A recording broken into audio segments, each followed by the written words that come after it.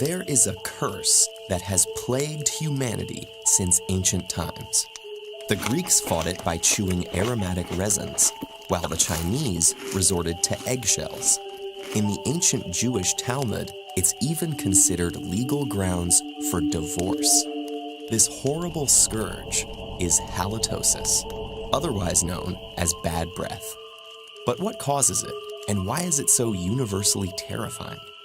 Well, think of some of the worst odors you can imagine, like garbage, feces, or rotting meat. All of these smells come from the activity of microorganisms, particularly bacteria. And as disgusting as it may sound, similar bacteria live in the moisture-rich environment of your mouth. Don't panic. The presence of bacteria in your body is not only normal, it's actually vital for all sorts of things like digestion and disease prevention. But like all living things, bacteria need to eat. The bacteria in your mouth feed off of mucus, food remnants, and dead tissue cells. In order to absorb nutrients through their cell membranes, they must break down the organic matter into much smaller molecules.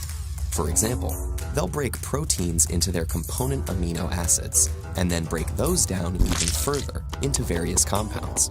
Some of the foul-smelling byproducts of these reactions, such as hydrogen sulfide and cadaverine, escape into the air and waft their way towards unsuspecting noses.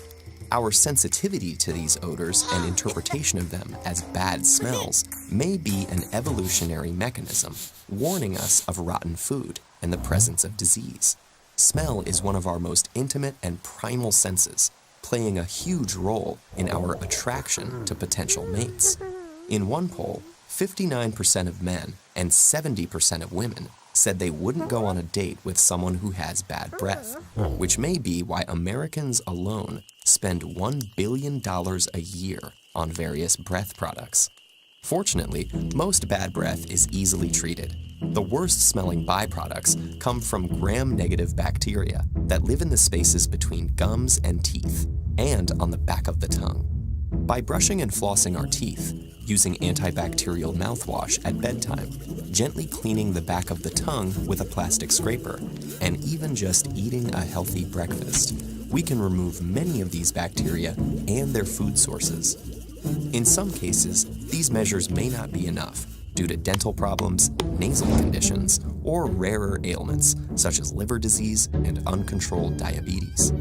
Behaviors like smoking and excessive alcohol consumption also have a very recognizable odor. Regardless of cause, the bad smell almost always originates in the mouth and not the stomach or elsewhere in the body.